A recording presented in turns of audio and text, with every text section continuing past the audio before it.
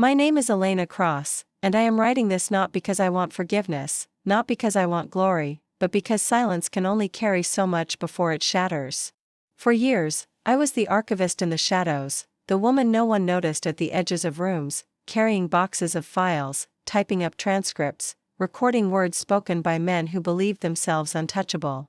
They thought I was invisible, a clerk, a quiet scribe whose presence meant nothing. They forgot that archivists remember. They forgot that silence keeps score. And in the silence, I carried my grief, the day my brother's life was broken by a politician whose hands were clean only because he made sure everyone else's were stained. His name does not need to be written here. You already know him, or someone like him, powerful, smiling for the cameras, applauded in public while the rod in his chest spread like smoke through every law he twisted. My brother opposed him, spoke truth, and vanished into the kind of accident that was too neat, too timed, too well documented. That was the day silence became my weapon. I learned early that revenge is not fury, not screaming, not knives in the dark. Fury draws attention, and attention gets you killed. No, revenge is patience. Revenge is meticulous. It is the quiet turning of a lock at midnight, the cataloging of every whispered confession left in corridors, every document filed and then buried, every expense signed off with a trembling hand. While others grieved and then forgot, I remembered. I remembered the way my mother's face collapsed when the police called it an accident. I remembered the way the papers moved on after 2 days, as if a human life was a headline to be replaced. And I remembered that the politician smiled for the cameras the very next morning, holding a child in one arm while shaking hands with the other. That image burned into me. From then on, every smile of his was my evidence. Every speech was my archive. I sat in silence, but inside me the storm never stopped. And storms, when contained long enough, become weapons no one can predict. I positioned myself closer. Not to him directly, but to his machinery, the offices, the aides, the staffers who typed memos and shredded drafts, the interns who whispered too loudly over coffee. I catalogued everything, but I never let them suspect. I was a shadow, invisible but listening. I heard about his affairs before the tabloids did. I read drafts of policies that would never be passed but would serve as threats. I even saw photographs that never reached the press, photographs that would have ended careers if anyone dared release them. They didn't, because fear is stronger than truth. And I learned to become that fear, to wear silence as a mask while every truth was collected, copied, hidden. Every night when I locked the files away, I kept duplicates for myself, not on paper, not on drives, those can be destroyed. No, I kept them in layers, codes within codes, pieces stitched across systems they'd never connect. It wasn't paranoia. It was preparation. For years, I built an empire of whispers. And he never knew that the woman passing him a folder already carried the weight of his destruction. But revenge, real revenge, isn't just the collection of secrets. It's knowing when silence breaks. Timing is everything. Too early, and you are brushed aside as mad, bitter, conspiratorial. Too late, and you've become a relic no one remembers. I waited through election cycles. I watched him grow stronger, hungrier, bolder. I watched the way he silenced others, journalists who lost their jobs, staffers who resigned suddenly, rivals whose scandals seemed to appear out of nowhere.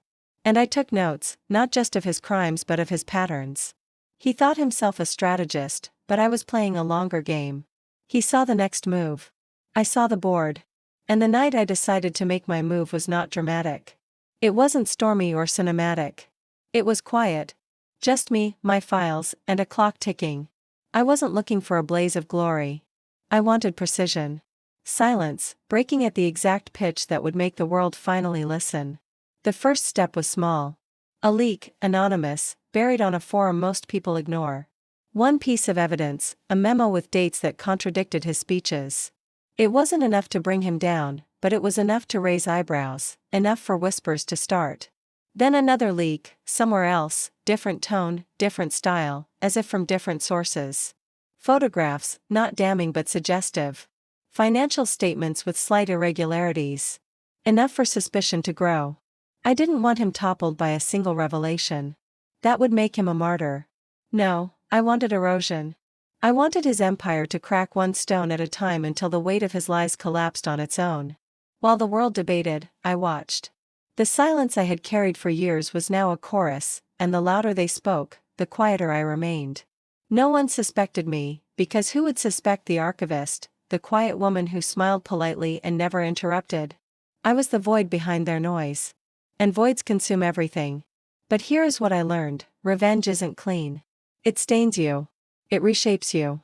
At night, I began dreaming in codes and files. I stopped hearing laughter as laughter, it became evidence of alliances, of betrayals waiting to happen. Every word around me was catalogued. Every glance became data. I became less human, more instrument. And part of me hated that, hated what silence had carved me into. But another part of me reveled in it, because instruments are precise. And precision meant control. The politician, the man who had killed my brother's truth, still spoke on stages, still clapped hands, still posed for photographs. But I no longer saw a man. I saw a file waiting to be closed. I saw the final archive entry waiting for its timestamp. I could have ended him sooner. But I waited, because I wanted the silence to break in a way that would echo, not just for him, but for all who had hidden behind him. The night of his re-election debate, the silence ended. The files I had curated for years, the photographs, the statements, the audio recordings no one thought existed, they appeared online, not in one place but everywhere. Dozens of anonymous accounts, time to release each fragment in perfect synchronization. A drip turned into a flood. The debate stage was chaos. He tried to smile, to deny, but denial is fragile when evidence multiplies. And as the media scrambled, I sat alone in my apartment, lights off, listening to the storm I had unleashed. I didn't cheer. I didn't cry. I only breathed, for the first time in years, as silence finally spoke for me. He didn't fall immediately.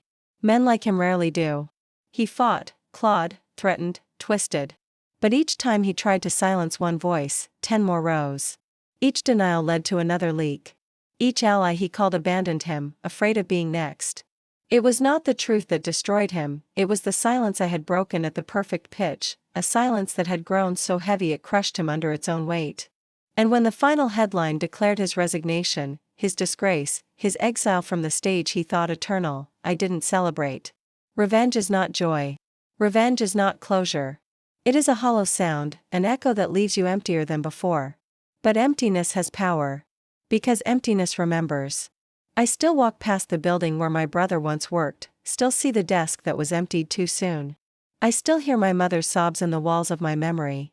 And I know that one man's fall does not erase the system that allowed him to rise. I know that behind him are others, smiling, shaking hands, waiting for their turn at the stage. And I know what they do not, that archivists never forget, that silence is always listening, always storing, always waiting. They may call me a whistleblower, an enemy, a ghost. They may never know my name. But they will feel me. Because silence, once weaponized, never fades. So this is my confession. Not of guilt, not of innocence, but of design. I was never invisible. I was the eye they never saw, the silence they never feared until it became unbearable. And if you are listening now, wondering if I am finished, the answer is no. Revenge is not a moment. It is a legacy. And silence remembers far longer than power lasts.